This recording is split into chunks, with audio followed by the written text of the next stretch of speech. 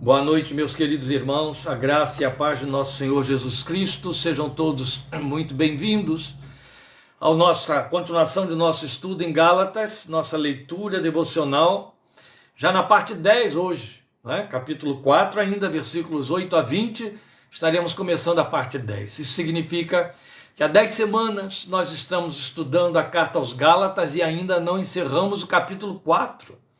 Temos ainda 2 capítulos pela frente, ainda temos a terceira parte do capítulo 4, semana que vem, querendo Deus, e ainda mais 2 capítulos inteiros pela frente, o que nos dá um longo tempo de estudo. Hoje, diferentemente do que temos feito, embora o tempo que temos a gastar hoje aqui com esta parte 10 de Gálatas exija um pouco mais de nós vamos fazer de forma diferente, nós vamos abrir o nosso estudo desta noite com uma palavra de oração. Eu convido você a orar comigo neste momento, em nome de Jesus.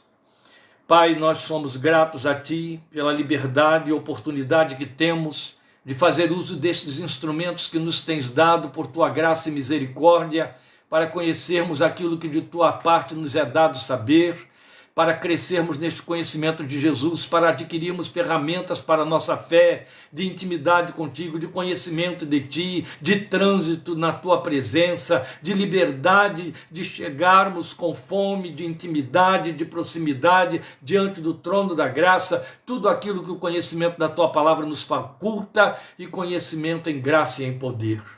Mas estamos diante do Senhor para suplicar por aqueles que nestes últimos dias e ainda no dia de hoje estão desprovidos de tudo, arrebatados das suas casas, arrebatados dos seus bens, arrebatados da sua comodidade, arrebatados do seu cotidiano, da sua vida, do seu lugar comum, do seu espaço, arrancados das suas raízes, à deriva literalmente agora na vida, na necessidade absoluta e plena, jamais pensada até alguns dias antes, na dependência completa de misericórdia, do exercício de misericórdia, e somos gratos porque esta misericórdia está sendo exercitada diante de nossos olhos, a favor e em socorro dos homens, mulheres, crianças e idosos avassalados pela catástrofe que acometeu o estado do Rio Grande do Sul.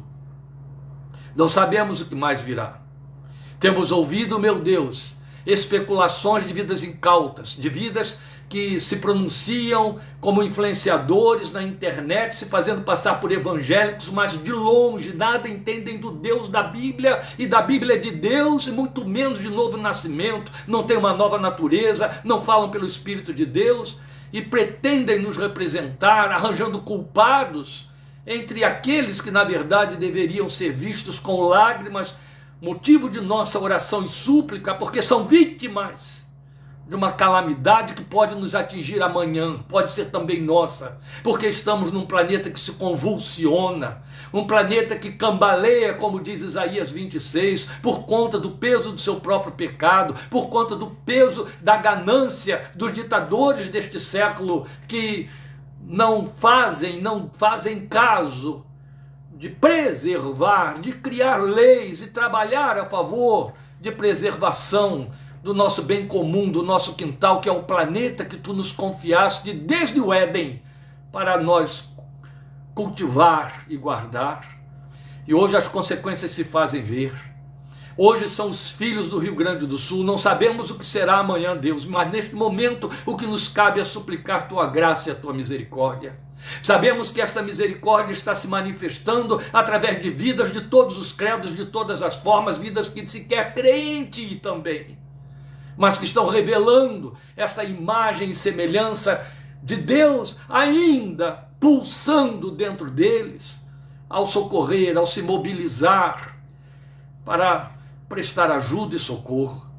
Senhor, sufoca a voz daqueles que estão pretendendo falar por nós e dizer coisas aviltantes, que fazem o céu e a terra estremecer, de inverdades, de improcedência. Mas ouve a voz dos que suplicam, dos que rogam a tua misericórdia, dos que pedem a tua compaixão, dos que se condoem, dos que têm coração misericordioso, dos que estão sofrendo, dos que estão chorando por aqueles que estão à deriva, meu Deus. que estão entregues à sua própria sorte, que perderam seu passado, que ficou agora só na memória e não sabem se terão futuro. Que a tua misericórdia e graça, que o teu útero acolhedor os cubra, os socorra. Crie saídas, ó Deus, crie saídas. Dá ordens aos corações, dá ordem às vidas, aos que podem, aos que não podem, para acolher, para socorrer, para abrigar, para alimentar, para agasalhar. Ó Deus, age na tua graça infinita. Pedimos que a tua compaixão seja sobre o Rio Grande do Sul. Pedimos que a misericórdia de Deus cubra aquele estado. Entre eles estão um número incontável dos que confessam a fé salvadora em Cristo Jesus.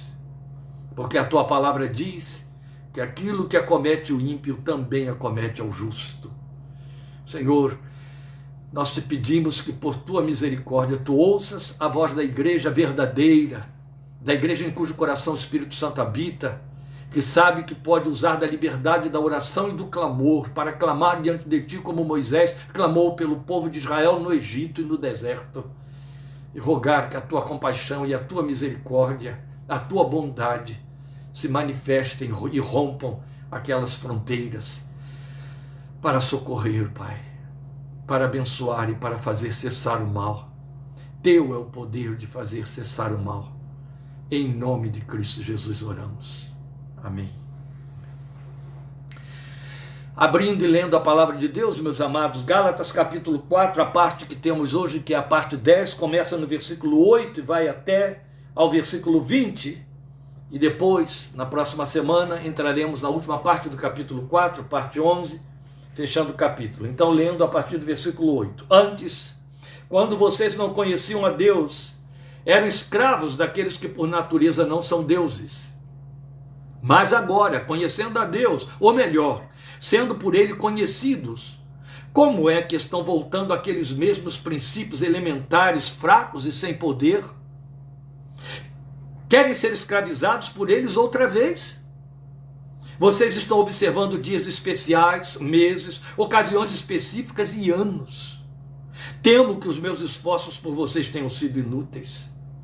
Eu lhes suplico, irmãos, que se tornem como eu, pois eu me tornei como vocês. Em nada vocês me ofenderam. Como sabem, foi por causa de uma doença que lhes preguei o evangelho pela primeira vez. Embora a minha doença lhes tenha sido uma provação, vocês não me trataram com desprezo ou desdém. Ao contrário, receberam-me como se eu fosse um anjo de Deus, como o próprio Cristo Jesus. O que aconteceu com a alegria de vocês? Tenho certeza que, se fosse possível, vocês teriam arrancado os próprios olhos para dá-los a mim. Tornei-me inimigo de vocês por lhes dizer a verdade. Os que fazem tanto esforço para agradá-los não agem bem, mas querem isolá-los a fim de que vocês também mostrem zelo por eles. É bom sempre ser zeloso pelo bem, e não apenas quando estou presente. Meus filhos, novamente estou sofrendo dores de parto por sua causa, até que Cristo seja formado em vocês. Eu gostaria de estar com vocês agora e mudar o meu tom de voz, pois estou perplexo quanto a vocês.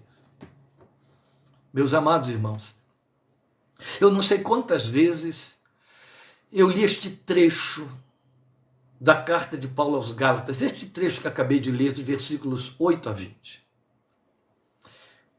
Conheço a carta pela misericórdia de Deus por tantos anos de leitura da Bíblia, de estudo de livros da Bíblia, de pesquisa de livros da Bíblia, de ministrações recebidas sobre livros da Bíblia. Eu conheço a carta do primeiro ao último versículo por diversas vezes. E por conta disso,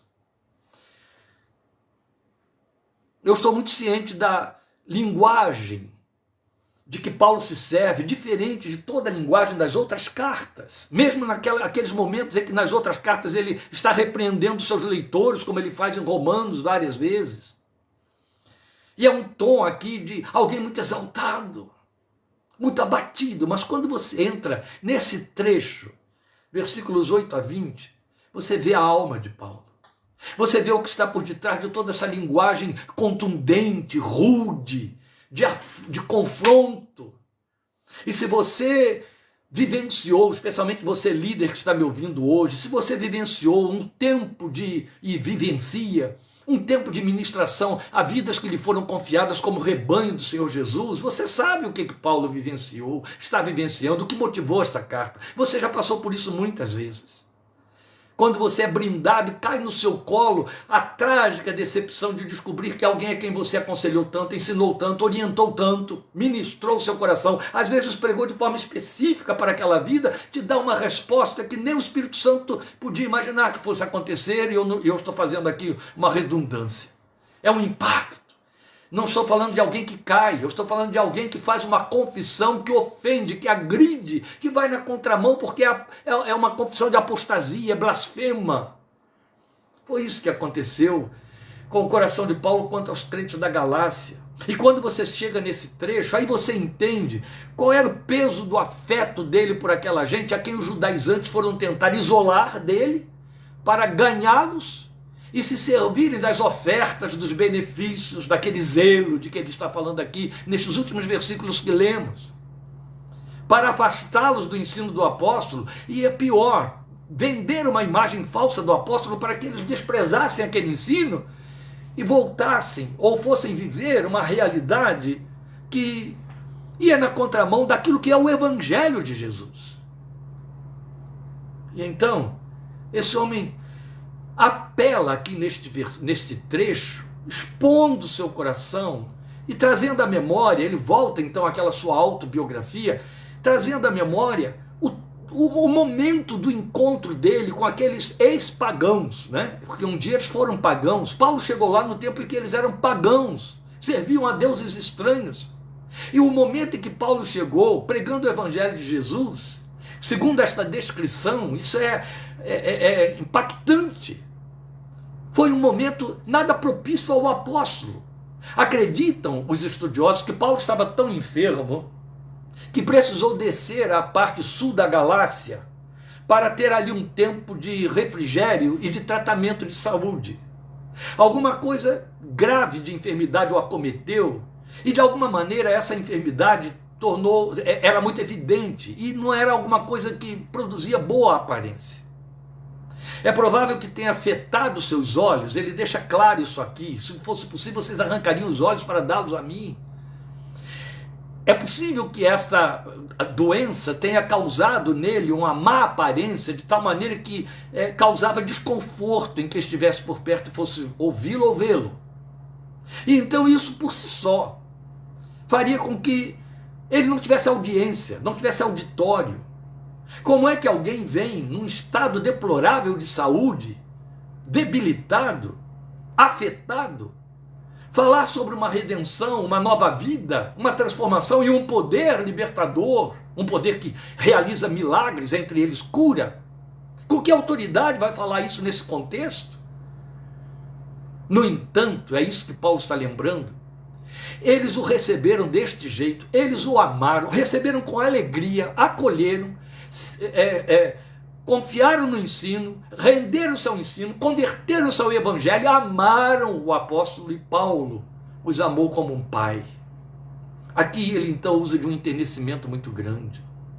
Quando ele diz ali, vocês não me em nada vocês me ofenderam, entende-se que de alguma maneira eles estavam achando que Paulo estava enfurecido daquele jeito, porque estava ofendido por conta deles. Ele disse, não, vocês não me ofenderam, de jeito nenhum. Aí é quando ele lembra como que foi toda aquela entrada, mas ele diz, vocês estão pensando que eu estou com raiva de vocês, eu sou inimigo de vocês, por causa da forma dura como eu estou falando. Mas aí ele mostra o que está por detrás dessa forma dura. É o desespero de um coração paterno, que está vendo os seus filhos destoarem, descambarem, saírem das regras domésticas, daquele aconchego doméstico, aquele acolhimento e liberdade espiritual para um cativeiro que, além de falso, os colocaria sob sofrimento. Ele entra em desespero como um pai espiritual. E então apela. E é isso que está por detrás de toda essa linguagem veemente da carta. É um grito de um pai que está dizendo, voltem, voltem para o lar, voltem para a fé, voltem para essa fé que é a única que pode libertá-los. O que estão dizendo a vocês é um engano, vocês já foram tirados disso. E então que a gente tem uma beleza magnânima deste ensino, este trecho de hoje. Eu preciso que você tenha um pouco mais de paciência para suportar o tempo dessa exposição, e eu vou fazê-la não versículo por versículo, mas de alguma forma haverá algumas minúcias sim, em termos de algumas particularidades de versículos, para que você possa entendê-los. Então eu não vou ficar repetindo a leitura aqui, mas de alguma maneira e de algumas vezes eu teria de voltar a alguns versículos, mas é importante que você tenha uma noção geral de tudo que você leu agora, de 8 a 20. Então esse segundo trecho do capítulo 4, o primeiro vimos semana passada, ele vai funcionar como um complemento a toda a argumentação que nós já vimos. Então, neste trecho, ele vai fazer uma espécie de fechamento daquilo que estava dizendo antes, naquilo que chamamos aqui no nosso estudo de parte 9, em que ele coloca os crentes da Galácia diante do verdadeiro evangelho em que creram e que os posicionou como filhos de Deus. Foi isso que ele fez e que vimos semana passada. Mas agora ele faz uma abordagem da praxis contraditória dessa confissão, da confissão que eles estão tendo agora. E o faz a princípio com aquela contundência com que os confrontava, mas aí, como já dissemos, em dado momento ele expõe a ternura do seu coração pastoral, seu coração paterno, revelando que o seu afeto por eles continuava em alta, não estava sufocado pela veemência das palavras confrontadoras. Antes ele vai revelando que toda essa expressão rude, na verdade ela era sintomática do desespero de um pai que está vendo os filhos descambando para fora de casa. Então, na verdade, isso que acontece aqui com Paulo e que a maneira como ele fala, isso com que eu introduzi aqui a abordagem de hoje, ela é muito comum nos discursos de homens de Deus que estão conscientes da responsabilidade verdadeira que eles receberam, que está em Hebreus 13, de ter de dar conta das almas daqueles que lhes foram confiados. Quando eles sentem este peso sobre si, quando eles se sabem de fato, conscientes de que são responsáveis, não são meros funcionários da fé evangélica, eles carregam esse fardo sobre si, joelhos no chão, lágrimas no coração e nos olhos, e com dores, quando percebe que alguém se fecha para a verdade. Alguém faz, e isso acontece muito, viu gente? Uma cisão daquilo que convém e do que não convém. Eu quero viver a vida de fé da minha maneira, não da maneira como meu pastor me ensina. Porque daquela maneira não me convém. Essa aqui eu controlo, é mais leve para mim, é mais gostosa, é assim que eu pretendo. Isso ainda dói menos do que quando você vê que o crente vai fazer uma confissão que contraria tudo que aprendeu, que era libertador, e aí ele se tornou cativo. Nada pôde me ofender mais, me machucar mais como pastor, tirar meu sono e me enfurecer também, muitas vezes, do que tomar conhecimento de crentes que estavam se deixando levar por esse volume imenso de pregoeiros, de enganos, que invadiu o arraial evangélico, usando de mídias televisivas, de mídias de áudio, mídias de vídeo, ensinando uma demonologia que a Bíblia não diz, que não existe por aí, botando os crentes cativos de medo. Então eu vi crente com medo do que ouvia, com medo do que falava, com medo do que via, com medo do que pegava, com medo do que comia, medo, cativo. A Bíblia mostra que ele nos libertou do medo, e essa gente estava de volta ao medo, porque foi ouvir um outro evangelho, e resolveu crer, porque esse outro evangelho, ele tem ufanismo, ele promove, ele pretende e propõe uma jactância espiritual de pseudo-poder. E aí, uma coisa que fui obrigado a dizer e continuo crendo naquilo que eu disse, foram se servir de Satanás para poder experimentar poder. E só podiam entender de poder na medida em que pudessem tratar com demônios, ou com pessoas endemoniadas, ou com situações tenebrosas. Se tirasse o diabo da vida dessa gente, da igreja dessa gente, do culto dessa gente, o culto, igreja e tudo mais acabava. Perdia a graça. As músicas continuam sendo assim, tem que ser focadas pelo diabo, orações de libertação, de amarração e de libertação de crente, no início, no meio, no fim, cânticos de destruição das obras das trevas, do espírito das trevas, etc. Ou seja, a mente, em vez de estar voltada para aquele que está no trono, o Cordeiro, ficou voltada para o inimigo de nossas almas, que deveria estar com medo dos crentes. Mas a essa altura deve ter se posto a rir dos crentes com medo dele. O que nós precisamos ter em mente ao ler este trecho? Que o conflito residia no fato de que os conversos da Galácia, vamos lembrar, quando eu digo devemos ter em mente, é lembrando que já viemos considerando até agora a motivação da carta. Os conversos da Galácia estavam se deixando seduzir pelos judaizantes que queriam convencê-los da suposta necessidade, e a suposta, de cumprirem as observâncias da lei de Moisés como se judeus fossem. Para quê? Para terem direito a se entenderem justificados dos seus pecados.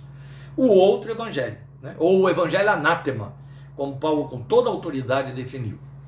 Então ele os faz lembrar, ele faz esse povo lembrar que antes da sua conversão eles eram escravos de falsos deuses. É o que você leu aí no versículo 9. Eles eram escravos de falsos deuses, estavam presos a superstições que aqui ele chama de princípios elementares, fracos e sem poder. Mas há uma coisa importante aqui. Ele estava se referindo ao paganismo ao qual eles serviram. Foi de onde eles vieram. Então o ponto a destacar está no fato de que o apóstolo vai ao extremo de comparar a servidão à lei, a que os judaizantes estavam arrastando os crentes da Galácia, àquela servidão espiritual do passado pagão deles. Ele estava dizendo, se tem de voltar a estar escravizado às observâncias e dogmas e cumprimentos de observâncias da lei de Moisés, vocês vão se colocar sob o mesmo cativeiro que tinham antes quando serviam a deuses pagãos, cativos de superstições, cativos de oferendas, despachos, um sem número de coisas que teriam de fazer para apaziguar, para amenizar, para melhorar, para se proteger, e etc. Estão ficando cativos de novo. Cativos da mesma maneira. Se vocês têm de estar observando todas estas coisas, vocês estão voltando à mesma servidão, escravos de novo, como eram antes, quando na verdade vocês foram chamados para a liberdade em Cristo. É isso que ele está dizendo, é o resumo que você tem aqui na carta. Então, é disso que trata o versículo 9. Mas uma outra nota de realce neste versículo 9 se vê no reforço do argumento quanto ao fato da conversão. Eu volto ao versículo 9. Ele diz assim: mas agora conhecendo a Deus, ou melhor, sendo por ele conhecidos. Isso aqui é uma menção do fato da conversão. Agora conhecendo a Deus. E o reforço, que é uma amplificação do argumento, que parece ser até uma forma dele corrigir. Veja, ele diz assim, ou melhor, é como se ele estivesse corrigindo, mas na verdade ele está fazendo um reforço. Ele diz assim, ou melhor, sendo por ele conhecidos. Agora conhecendo a Deus, ou melhor, sendo por ele conhecidos, qual é o significado desta fraseologia tão bem ajustada por ele aqui no texto? O significado é, vocês agora conhecem a Deus porque foram por ele conhecidos. Isso não quer dizer que eles estavam desconhecidos de Deus. Conhecidos aqui é trazidos à intimidade. É só isso que significa. Trazidos à intimidade. E o verbo fica muito bem colocado, trazidos à intimidade, porque quando ele diz, tendo sido por ele conhecidos, ele está pondo a iniciativa dessa intimidade em Deus, como é toda a proposta do Evangelho. O Evangelho de cabo a rabo prega para nós que a graça parte de Deus, a fé que nos foi dada parte de Deus, é tudo mediante a fé, mas procedente de Deus. A própria fé é dom de Deus, de maneira que Ele toma a dianteira, Ele toma a iniciativa, Ele é a fonte que resultou na nossa salvação, na nossa descoberta. Por isso que Jesus disse com plena autoridade, todo o que o Pai me der virá a mim. Ninguém vem ao Pai se o Pai não o trouxer. Glória a Deus, isso é bom demais de ouvir. Eu adoro meu Deus com minha oração, com meu culto, com meu louvor, em cima dessas máximas da Bíblia que são inegociáveis. Eu não escolhi, eu não saí crafuchando e descobri Deus e então disse, eu aqui, eu te quero, tá bom? Eu te confesso como meu Deus, eu te elejo como meu Senhor. Não, eu glorifico a Deus porque Ele me achou. Tal como João disse, nós o amamos porque ele nos amou primeiro. Tal como ele disse a Jeremias, com amor eterno eu te amei. Oh, se é eterno, me precedeu para um tempo em que não havia tempo. Aleluia. A iniciativa é dele, foi ele quem fez o ponto de partida, foi ele quem fez a escolha, foi isso que Jesus disse em João 15,16, não foram vocês que me escolheram, pelo contrário, eu escolhi vocês. Glória a Deus, isso é bom demais para o nosso coração. Especialmente porque o mundo, crentes mal preparados e o diabo acima de todos e usando a todos, vai insinuar, às vezes você encontra na sua cabeça, especialmente nos seus momentos de fraqueza. Olha, você tem que achar Deus de novo, viu? Você ficou lá se chegando a Deus e Deus não está chegado a você. Você tem que agradar a Deus, não é desse jeito. Meu Deus, não há coisa mais pagã, mais tenebrosa, mais satânica do que essa argumentação. Não há pior. Mas ela existe. Ela ataca a mente do cristão. Então, quando você tem a garantia, está solidamente firmado na palavra que diz que ele te escolheu, Satanás desiste. Seu coração está firmado na rocha eterna, firmado estou eu, canta a harpa cristã, e tenho grande salvação. Aleluia. Rocha eterna, meu Jesus, quero em ti me refugiar. Ele é a rocha. Ele firmou os nossos pés sobre a rocha, como disse Davi no Salmo 40. Meus queridos irmãos, como é gostoso saber que partiu dele, que ele me planejou, que ele me pensou, que ele então me chamou à existência, me colocou no ventre da minha mãe, me deu forma ali, me chamou à vida, e lá veio Satanás dizer, é meu, e bagunçou, e fez e aconteceu, mas Deus disse, basta, nos 16 anos, e disse, ele é meu, vem cá meu filho, e me colocou diante da cruz, ele fez, aleluia, glória ao seu nome, glória ao seu nome. Então este argumento depõe contra o proselitismo dos judaizantes, que ao impor a guarda da lei, estavam insinuando que os gálatas estariam oferecendo-se numa filiação a Deus, através de Abraão. Então o verso 10 pontua a carga das observâncias que os judaizantes estavam a lhes impor. O que diz o verso 10? Com lamento ele diz, vocês estão observando dias especiais, meses, ocasiões específicas e anos. A lei dizia que você tinha de guardar luas novas, todas aquelas festas judaicas para agradar a Deus. Se não o fizesse, teria que pagar uma oferenda para apaziguar Deus, porque ofendeu Deus por não cumprir. Então Paulo está ali mostrando a carga daquelas observâncias que os judaizantes estavam impondo a eles, da qual o próprio Paulo se havia libertado. Então é bonita essa linguagem no versículo 12, quando ele faz este apelo, ele adoça o tom da voz, ele diz, eu lhes suplico, irmãos, que se tornem como eu, pois eu me tornei como vocês. Que linguagem é essa? Fiquem como eu sou, como eu fiquei, como vocês são. O que ele está dizendo? Ele já disse isso aos coríntios, na segunda carta, firme de fraco para com os fracos, de tolo para com os tolos. O que ele está dizendo aqui para os crentes da Galácia, eu me tornei gentio como vocês.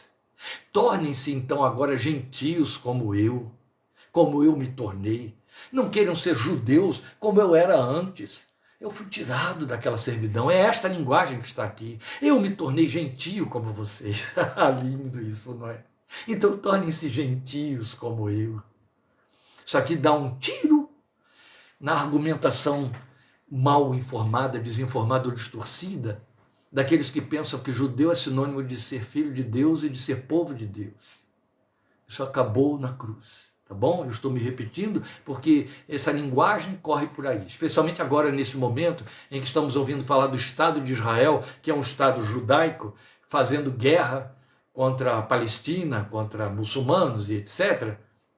E aí o povo fica pensando que é uma guerra do povo de Deus contra os não povos de Deus. E os absurdos que estão saindo em forma de pregação, ensino e oração nesse contexto são de estremecer céus e terra. Então o lamento do versículo 11 é tocante. Qual é o lamento do versículo 11? Temo que os meus esforços por vocês tenham sido inúteis. Oh, que triste, não é? Que eu corri em vão, que eu trabalhei à toa, o que ele está dizendo. Pesa. Muitas vezes isso ocorre a homens de Deus sinceros, quanto aqueles a quem dedicaram anos de ensino e exortação.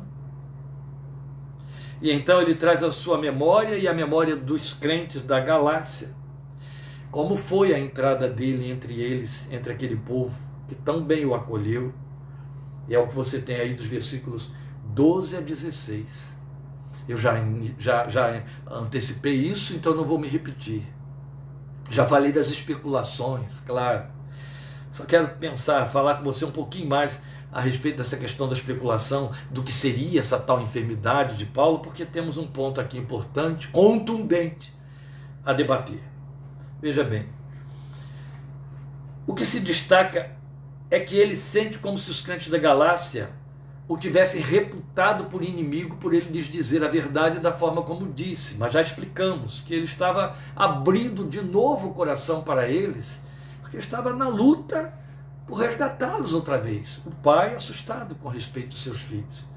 Então o relato de seu primeiro contato com a Galácia dá material para que um bom número de pregoeiros faça especulações sobre a natureza da enfermidade que acometeu o apóstolo.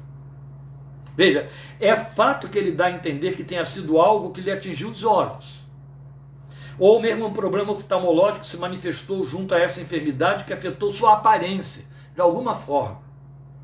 Alguns especulam que tenha sido algo próximo a uma paralisia facial, mas é pura especulação.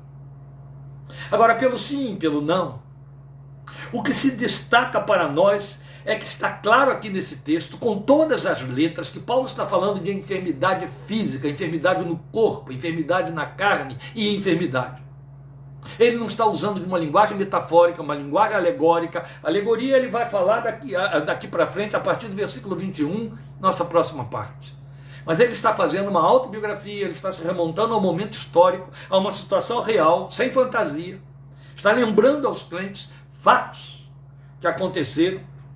Então, na verdade, o que nós queremos destacar aqui é que este homem de Deus, estou falando de Paulo, tantas vezes usado para curar e até mesmo para ressuscitar um morto, lembram de Eutico?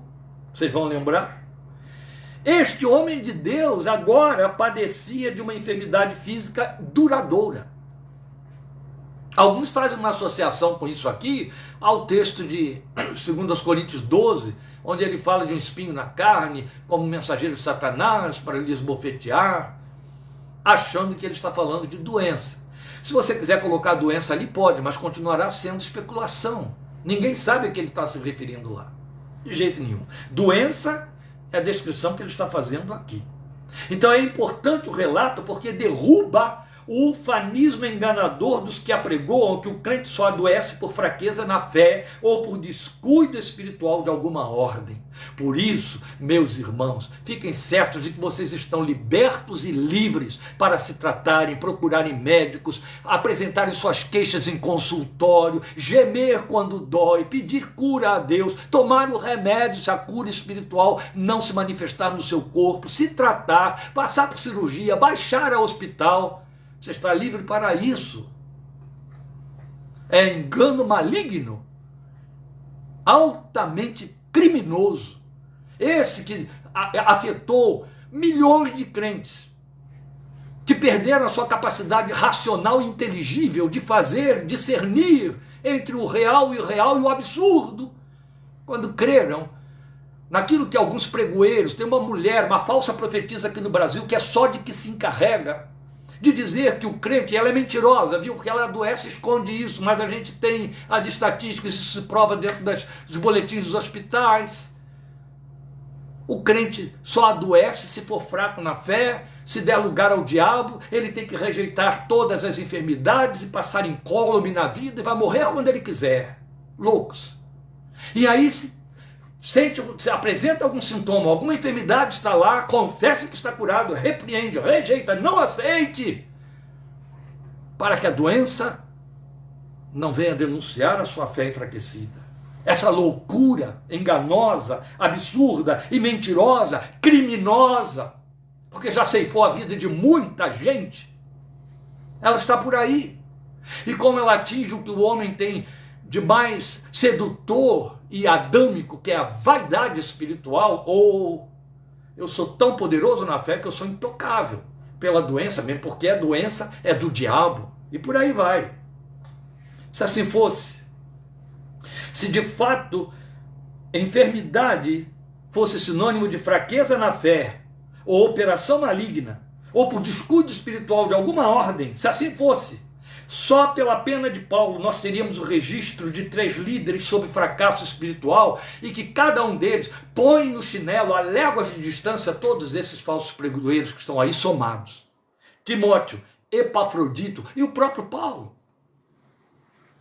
A Bíblia registra a enfermidade desses homens, fala dessas enfermidades não curadas e que tiveram de ser tratadas. Eu não vou perder tempo falando sobre essas coisas aqui, mas eu não poderia deixar passar em branco esse texto e esse trecho tão eloquente contra essas baboseiras que seduziram tantos, que enganaram tantos, que se deixaram enganar, que quiseram se deixar enganar. Vaidade espiritual vazia, que não levou ninguém a lugar nenhum. Eu lembro, e aí eu vou esticar esse tempo aqui, lamento ter que fazer isso, porque o correto era ganhar tempo e não gastar tempo. Mas eu lembro que eu estava pregando em Salvador, numa campanha evangelística, e embora fosse uma campanha evangelística, era um ambiente muito concorrido, eu estava falando algumas coisas sobre a fé e sobre o verdadeiro lugar da fé e a verdadeira fé que procede da palavra de Deus. Preguei isso na sexta-feira, ainda ia pregar no sábado e domingo 2 vezes. Na noite de sábado, o pastor da igreja que havia me levado para lá me chamou e disse: tem um rapaz aí que é da igreja tal, em outro bairro de Salvador, mas da mesma ordem. Ele era dessa igreja, ele está desviado. E ele veio ontem aqui, me procurou e disse: preciso muito conversar com o pastor depois que o culto acabar, arranja um tempinho, eu preciso muito, pastor, pediu, suplicou. E ele sem graça disse: você teria um tempinho para ele? Eu falei: pode deixar ele vir falar comigo. Aí veio o rapaz.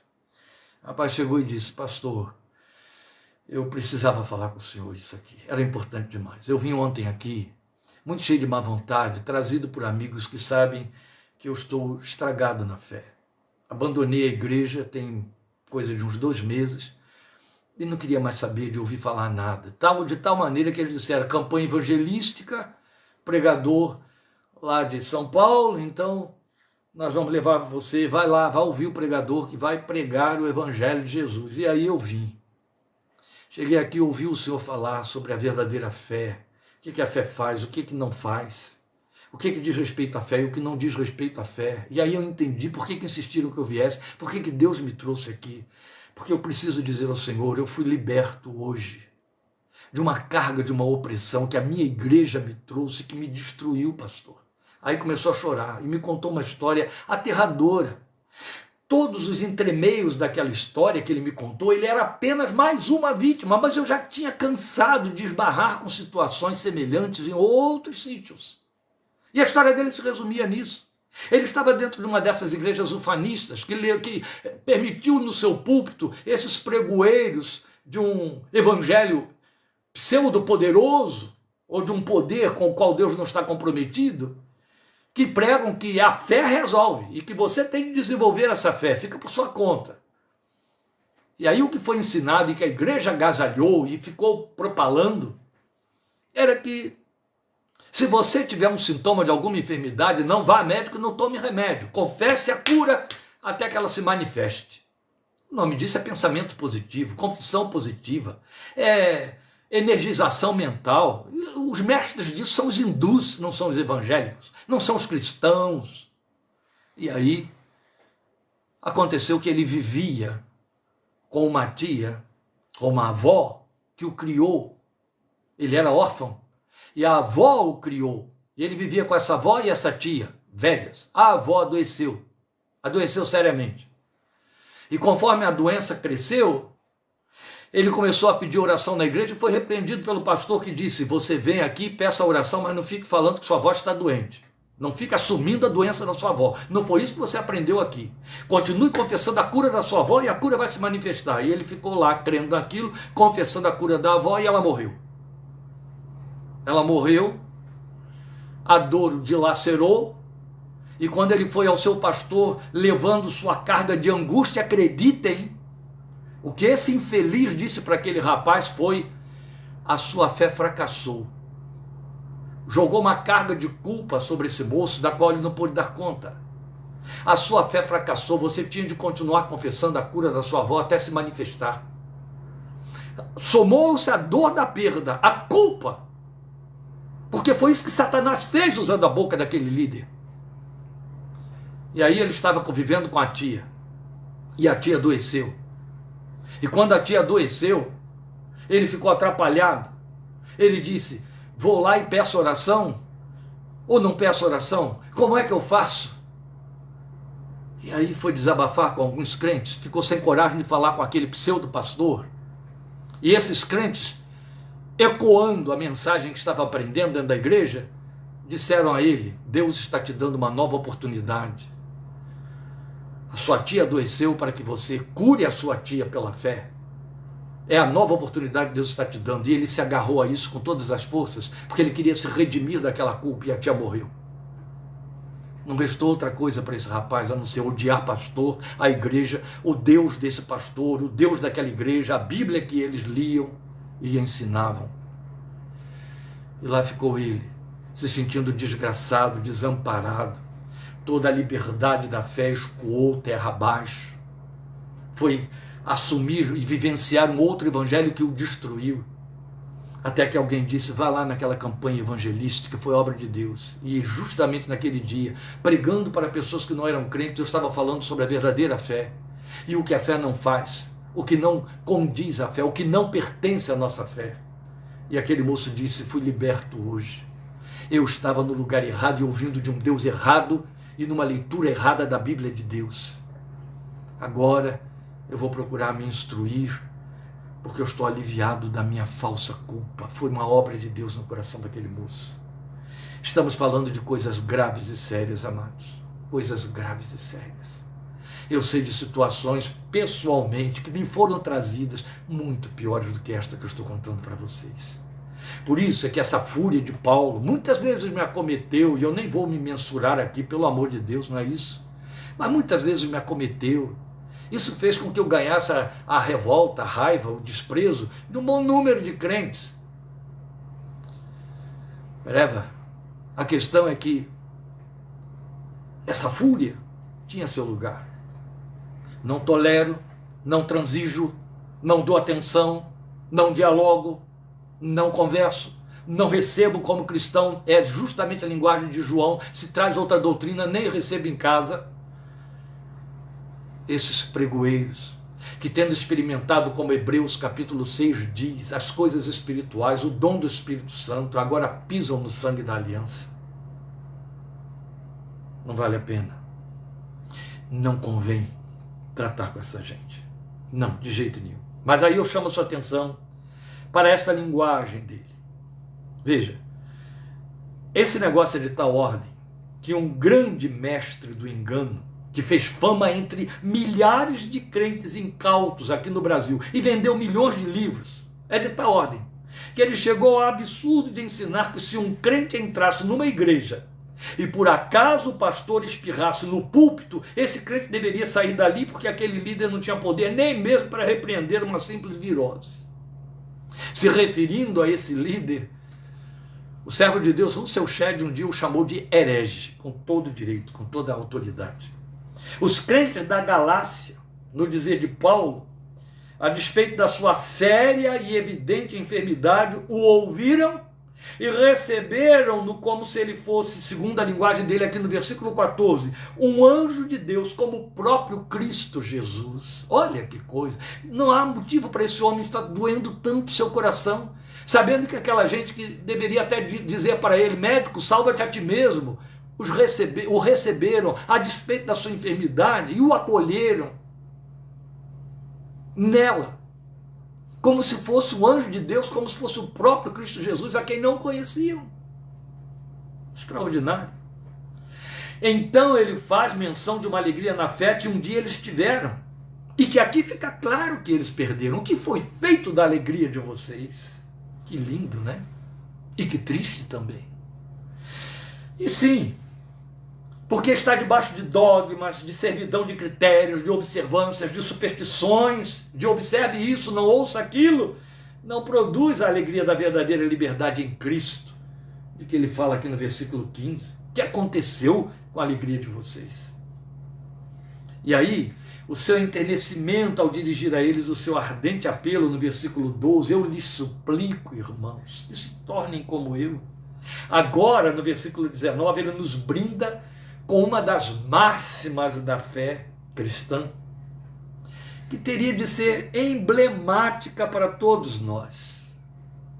Eu vou ler o versículo 19 na minha versão.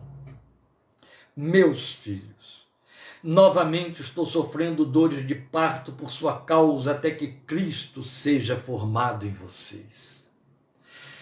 Sabe que linguagem é esta? A nossa língua, o máximo que permite de tradução para a palavra de que ele se serviu para falar de filhos é filhinhos, que os nossos versadores não traduziram desse jeito.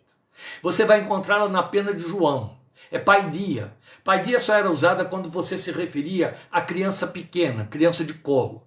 Filhos têm todos os tamanhos, certo? Adulto, idoso, jovem, criança, adolescente, pequeno, bebê. Mas você não chama um filho adulto de minha criancinha, que é a palavra paidia, é a tradução da paidia. Criancinha. Criancinha, mas de forma afetuosa. Meu menino, minha menina. Paulo está chamando adultos de minhas crianças. A linguagem que ele está usando é essa. Minhas criancinhas, é criança pequena, é o filhinho de colo. Olha quanta ternura, minhas criancinhas. Novamente estou sofrendo dores de parto por sua causa, até que Cristo seja formado em vocês. Eu disse que esse versículo teria que ser emblemático na nossa confissão. Especialmente no nosso ministério e mistério do ministério, meus irmãos, líderes, evangelistas, pastores, missionários, vidas que evangelizam, vidas que discipulam, que estão ensinando o evangelho, o novo nascimento, a nova vida em Cristo, a alguém, a você, pai e mãe, a você, crente, que está evangelizando seus filhos, seu primo, seu parente, seu cunhado, sua irmã, seu irmão. Isso é muito significativo para nós. Precisamos manter esta consciência de que o que estamos fazendo se chama formar Cristo em. Formar Cristo em alguém. Como isto é sério. Escrevendo aos Coríntios, Paulo uma vez se comparou a uma ama a favor deles. Agora, aqui, escrevendo aos Gálatas, a sua metáfora o apresenta como quem gera, a semelhança de uma mãe. Então ele fala do momento do parto. Interessante, né? Que domingo estaremos comemorando aí o Dia das Mães. Então o significado é claro. Tudo o que ele vem dizendo, o motivo mesmo da carta, é como se ele os estivesse gerando de novo na fé. E aqui vale lembrar, quando ele escrevendo a Filemão, disse de Onésimo, meu filho a quem gerei nas minhas prisões. Ele tinha esse conceito na mente dele, que precisa ocupar a nossa mente também. Nós geramos vidas espirituais, meus queridos, geramos vidas espirituais. Eu fui surpreendido uma vez, claro que depois disso isso se repetiu, glória a Deus, se repetiu infinitamente, mas eu fui surpreendido mesmo uma vez, porque eu trabalhava no estaleiro, tá aí João Alberto, sabe disso, acompanhou isso muito bem, eu trabalhava no estaleiro na Ilha do Governador, e o nosso estaleiro tinha uma comunidade evangélica forte, atuante, e a empresa, éramos milhares de pessoas dentro daquela empresa, a empresa reconhecia aquele grupo. Era de tal ordem a influência do grupo, nós nos reuníamos todos os dias, o expediente começava às 7h30, nós chegávamos todo dia lá, 15 para as 7 da manhã, e ficávamos reunidos 45 minutos ensaiando um coral para o culto da meia hora do intervalo de almoço. Nós tínhamos todos 1 hora de almoço, todos nós dedicávamos meia hora a um culto. Esse culto tinha pregação, testemunho, e cântico coral. Nós tínhamos um maestro que nos ensaiava e nós cantávamos. A este culto afluía muita gente, e os colegas evangélicos convidavam os outros colegas que não eram cristãos para assistir o culto. A direção do estaleiro reconhecia o grupo de tal maneira que duas coisas muito significativas aconteceram. A primeira é que eles construíram um templo para nós. Então passamos a ter um templo onde a gente podia se reunir e fazer muitas coisas, e tinha lá um lugar especial. Quando os diretores da empresa resolviam assistir um culto especial que tivéssemos, eles ocupavam aquele lugar especial que era dado por honra a eles. Tínhamos um tapete que nos foi dado, que atravessava todo o salão. E coisas belas aconteciam ali. Bem, pela graça e misericórdia de Deus, eu tive inúmeras oportunidades de pregar. Foram as únicas vezes na vida em que eu preguei 15 minutos. As únicas, porque não podia passar disso de jeito nenhum. Geralmente os outros pregavam 10. E fizeram uma exceção para mim, que eu sempre chegava a 15. E a pregação era sempre evangelística. E muitas vezes, preguei e fiz apelo, preguei e fiz apelo. E glória a Deus. Muita gente se decidiu, se converteu a Jesus, quando outros pregavam também. E havia um critério dentro da nossa comunidade evangélica. Qual era o critério? Se aqueles convertidos continuassem assistindo os cultos, nós os orientávamos a procurarem uma igreja perto de suas casas, especialmente sob o endereço que nós arranjaríamos para eles. Então a gente procurava ver, fulano mora em tal bairro, qual é a igreja da minha denominação, ou qual é a igreja que ele tem lá perto, que ele possa procurar. E o encaminhávamos. Quando aquela pessoa ia passar pelo batismo, havia uma comissão da nossa igreja, olha como tudo era bem organizado, que ia lá assistir o batismo, estar presente no dia do batismo daquele novo convertido. Era tão lindo isso. Então, eu muitas vezes me enfiei lá por dentro daqueles subúrbios do Rio para assistir batismos de novos convertidos da nossa igrejinha no estaleiro. A igreja de 30 minutos. E aí um dia me desliguei da empresa. Foi o dia em que Deus me fez sair da empresa para ir para o seminário, lá no Betel Brasileiro João Pessoa. Então foi um desligamento total. Aí houve o culto de despedida. E é evidente, já havia muitos conversos que estavam batizados e assistiam, participavam dos cultos. Eu era um garoto. Comparado com os dias de hoje, né, gente? Em cima disso já temos 44 anos, então eu era um garoto. Eu era um garoto. E eu me lembro, era um garoto e era solteiro. Eu me lembro que fizemos o culto de despedida, foi minha última pregação. E aí houve um chororô. E quando eu desci do púlpito, que fui me despedindo dos irmãos, abraça daqui, abraça dali, um rapaz mais velho do que eu e casado, por isso que eu fiz questão de dizer eu era solteiro, para mostrar que ele era mais velho, porque ele era casado, certamente já tinha filhos. Foi um dos convertidos numa daquelas pregações. Eu não fui ao batismo dele, mas a comissão foi, porque era muito longe o lugar onde ele morava, muito longe da minha casa. E na hora que ele me abraçou, ele chorou, e ele disse assim: meu pai, eu vou sentir muito sua falta. Foi um impacto para mim, ouvir uma pessoa me chamar de pai, e pai com pertinência, porque ele se converteu numa das pregações evangelísticas que eu ministrei naquela igreja. Meu pai, vou sentir muito sua falta. Aquilo mexeu demais comigo. A partir dali eu fui tomado dessa consciência profunda, e o seminário se encarregou de aprofundar mais isso, de como formamos vidas, de como paternizamos vida com nossa evangelização e discipulado, e perdoem, porque o aflorar dessas memórias mexe com as emoções, muito. Paulo tinha consciência disso. Paulo via aquela gente como filhos espirituais. Onésimo, eu gerei nas minhas prisões. Às vezes eu penso e falo para Deus: Pai, eu perdi a conta dos filhos gerados. Mas um dia eu poderei dizer no teu templo, na tua presença,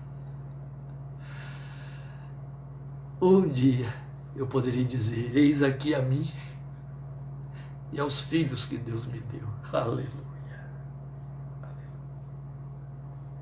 A maior honra que eu carrego na minha vida, vou levá-la comigo para o céu. É a maior honra. Não existe outra. Nunca vou ter outra honra igual. É que as minhas 3 filhas repetem incansavelmente, a cada vez que querem me brindar com seu carinho, geralmente aniversário, coisa parecida: meu pai, meu pastor. Oh, aleluia. E aí elas me chamam de pastor. É um trocadilho que fazem.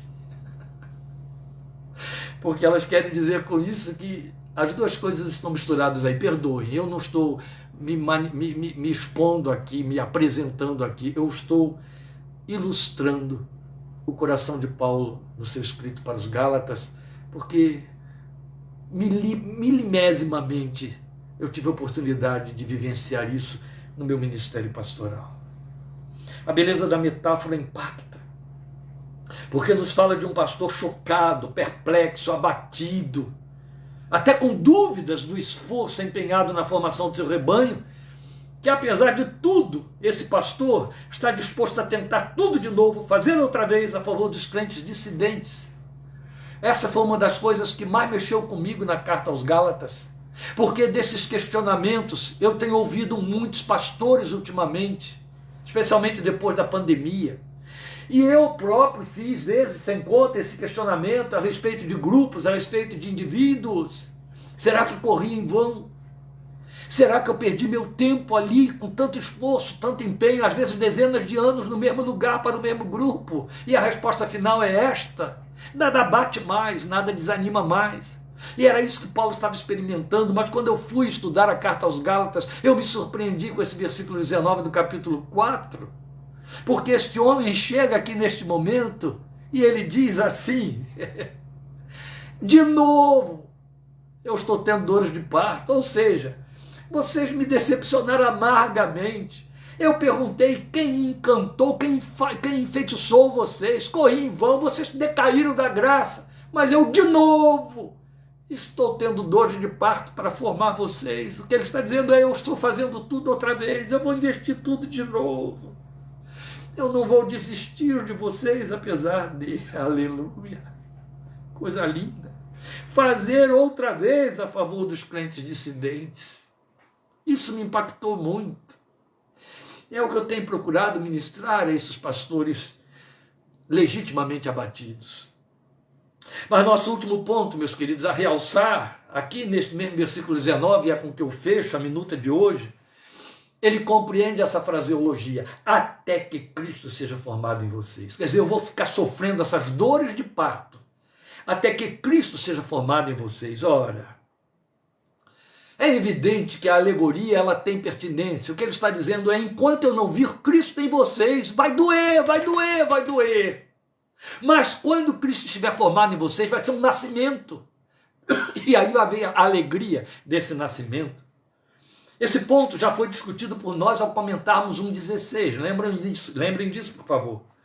Mas nunca é demais lembrar que este é o alvo principal pelo qual somos chamados à fé em Cristo. O Evangelho não te propõe uma segunda coisa, meus amados.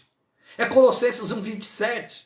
Cristo em vós, a esperança da glória. É Efésios 4,13. Até que todos cheguemos à plenitude, a varão perfeito, à medida da estatura de Cristo. É 2 Coríntios 3,18. Todos nós, com o rosto descoberto, contemplando como por um espelho a face do Senhor, estamos sendo transformados pelo Espírito de glória em glória. Transformados de glória em glória, à imagem do Senhor pelo Espírito. Este é o alvo do Evangelho, meus amados. Não temos outra. Não fomos chamados para pretender outra coisa a oferecer. E não fomos chamados ao Evangelho para que nos permitamos pretender menos do que isso. Deus te abençoe, te guarde, te fortaleça. Estejamos juntos domingo 17h30. Se seus filhos, mães, deixarem, participe da live. Se não deixarem, ouça depois, veja lá no YouTube. Mas o importante é que estaremos aqui ministrando 17h30, domingo, em nome de Jesus. Estejamos juntos, Deus te abençoe. E esperando em Deus a parte 11, que é o fechamento do capítulo 4, quinta-feira que vem, às 20 horas. Muito obrigado por sua participação, por sua atenção, por sua paciência em aguardar 1 hora inteira e 1 minuto de nossa ministração desta noite. Grande abraço para você e minha gratidão em nome de Jesus.